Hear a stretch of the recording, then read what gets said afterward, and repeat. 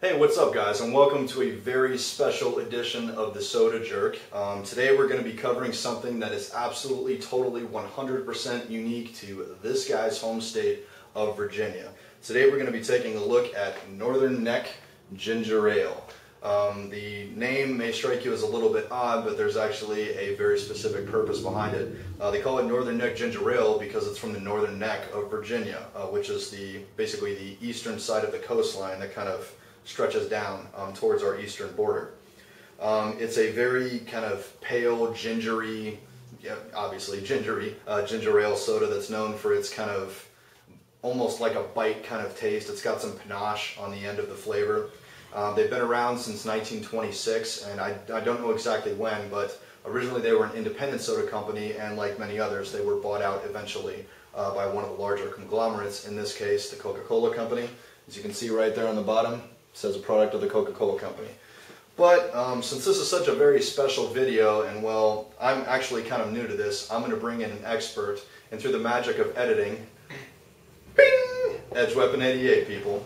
So, Edge Weapon 88 is the person who more or less turned me on to this, and I gotta tell you, I've been just so blown away by how much of a hidden gem this is in the soda world. It's easily become one of my favorite ginger ales. But since he's been around it his whole life, and I've only been around this for like a year, why don't you tell us a little bit about this, man? Basically, I grew up on Northern Neck Ginger Ale. I was born and raised in the region and still live there today. I remember being very young, 10 years old, going to the grocery store with my parents and getting Northern Neck Ginger Ale. It's been something that's always been kind of part of my life, and it's definitely unique and very different from anything like Canada Dry or any other typical ginger ales you can get around the country and the world.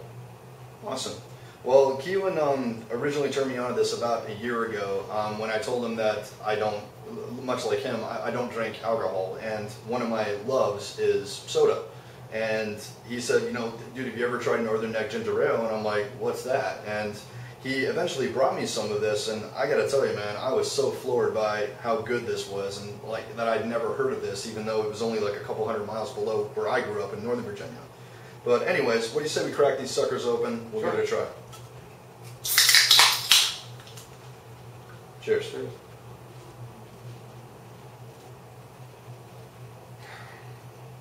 Oh, dude, that's so good. It's like, it kind of starts out like really, really mellow, and then when it hits the back of the palate, that's when the ginger hits you. Not quite as obnoxious as my probably semi-notorious ginger brew video, to the point where the ginger's just, no.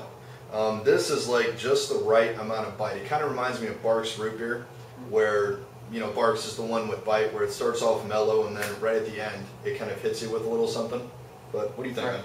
It's definitely different. It's, I don't want to say harsh, but it's definitely sharp if you compare it to a more mellow ginger ale like Canada Dry.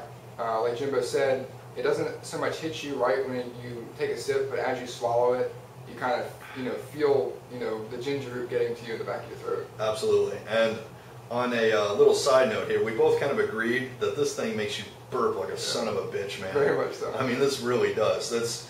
I can sit there and have a can of this thing. When I get up out of my chair, seriously, a grizzly would freaking hightail it away from me. I would outroar his ass. But I mean, I am so thankful that Keelan turned me on to this, because I love, I mean, this soda is basically what the Soda Jerk is all about. Like small, locally grown and locally made stuff. I mean, this you can only get in Virginia. I mean, you cannot get it anywhere else. So it's just a real treat to see that things like that are alive, in the 21st century. That they're, I mean, it's not really mom and pop anymore because they're owned by Coca-Cola, but kind of the proverbial mom and pop beverage/food company is still alive and kicking, and there's still local traditions on things like this, and there's sodas like that exist all around the country. Like the Maine Root Ginger Ale that I got, you can only get up in Maine. It's just kind of cool, that sodas maintain that local kind of colloquialism. Right. So. Well, anyways, thanks everyone so much for watching. I want to give a very special thanks to my good friend Edge Weapon 88 Keelan, A, for introducing me to this, and B, for being my first special guest here on the Soda Jerk. Hope you've had a good time, man. No problem, anytime. Awesome. Well, as always, guys, cheers.